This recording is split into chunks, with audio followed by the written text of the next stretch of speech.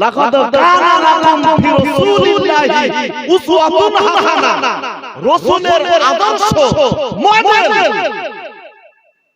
আমাদের অনুসরণ করতেই হবে। কার আদর্শ আমরা নেব?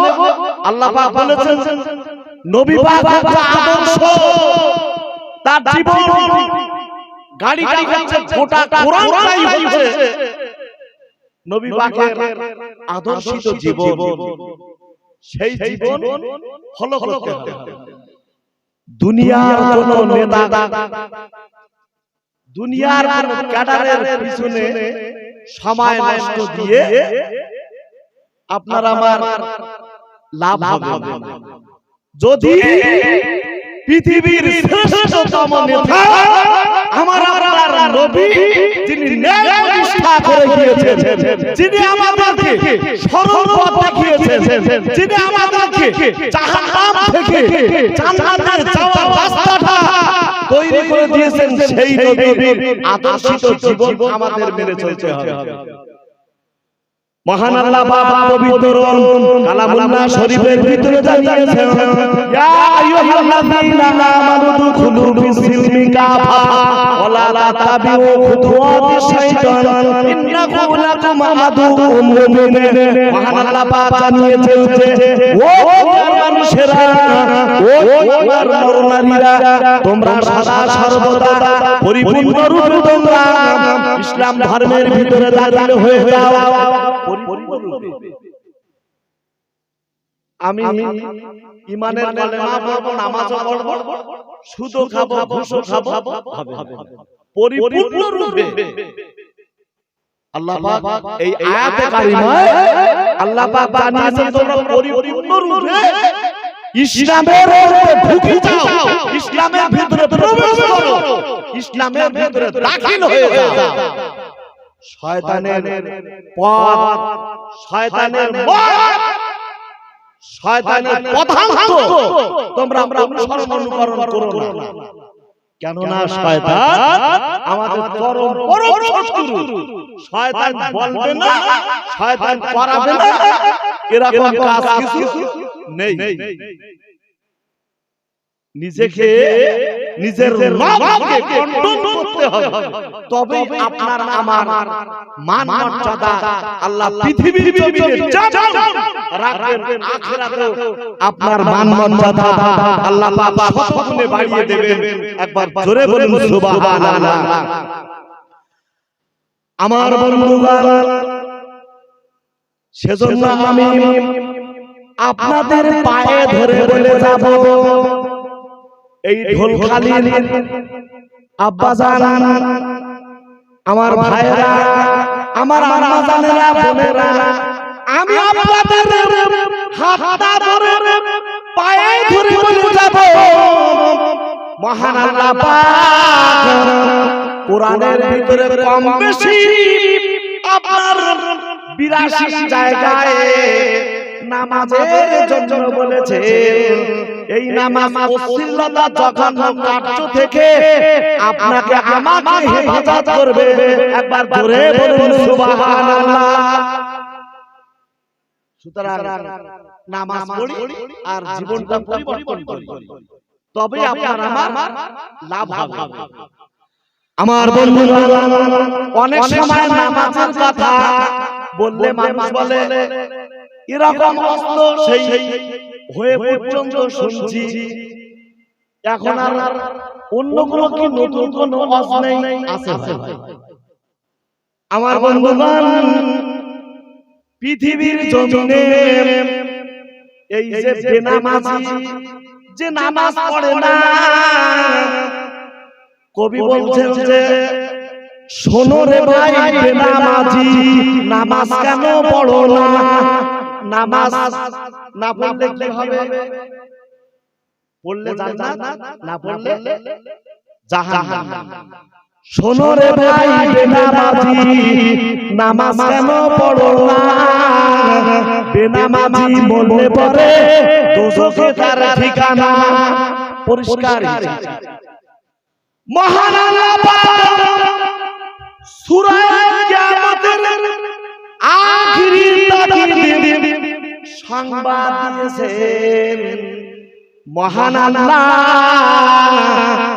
সুবহানাহু ওয়া তাআলা বলেছেন ফালা সাদাকা ওয়ালা সাল্লা ওয়ালাকিন কাযাবা ওয়া তাওয়াল্লা সুম্মা যাহাবা ইলা আহলিহি ইয়াতামাত্তা আওলা লাকা ফাআওলা সুম্মা আওলা লাকা ফাআওলা আয়াহসাবুল ইনসান আইয়ুতরাকা সুদা।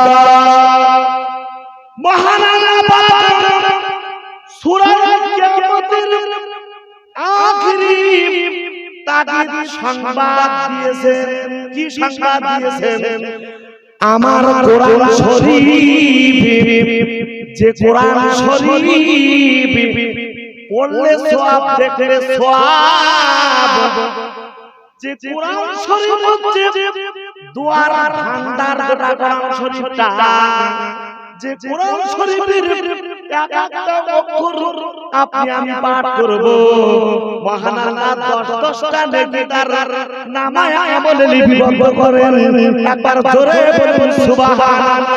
আর এই কোরআন শরীফ মহান আল্লাহ পাক তিনি হেফাজত করার দায়িত্ব নিয়েছেন।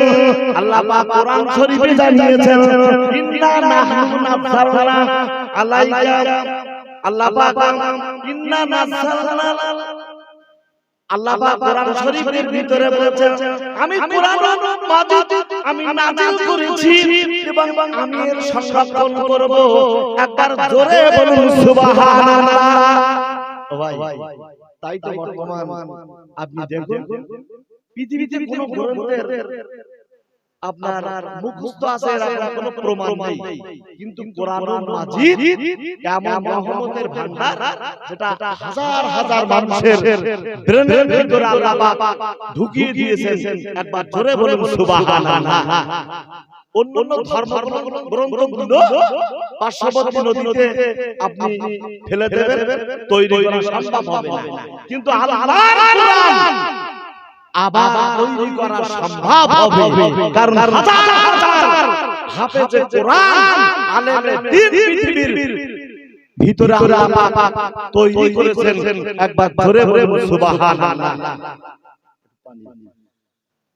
আমার বন্ধুগণ, আমি যে কথা আপনাদের খেদমতে বলছি, এই পবিত্র কালামুল্লাহ শরীফ যারা অমান্যকারী হবে এবং আমার আপনার নবী দিন দুনিয়ার বাদশা হাবিবুল্লাহ জনাবে রাসূলুল্লাহ সাল্লাল্লাহু তাআলা আলাইহি ওয়াসাল্লামকে যে ব্যক্তি অবিশ্বাস করবে, মহান আল্লাহ পাক তাদের চার জায়গায় শাস্তি দেবেন। নাম্বার 1, তার মরণের সময় শাস্তি দেবেন।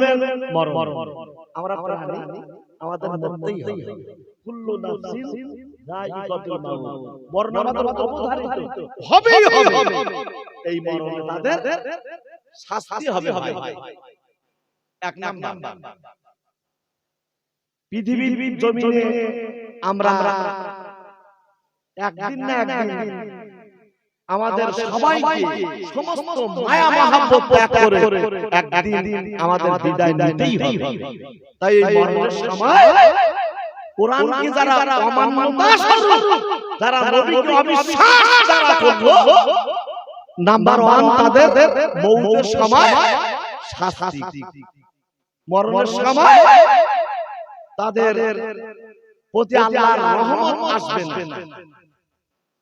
আমার বন্ধু মনে রাখুন, এই আয়াতে কারিমায় মহান আল্লাহ পাক জানিয়ে দিয়েছেন নাম্বার 2, কবরে তাদের অত্যন্ত শাস্তি হবে। কবরে যে কবরে আপনাকে আমাকে আমার বন্ধু আল্লাহর ফেরেশতারা জিজ্ঞাসাবাদ করবে, যদি ফেল করি তাহলে তার প্রতি আযাব শুরু হবে, শাস্তি শুরু হবে।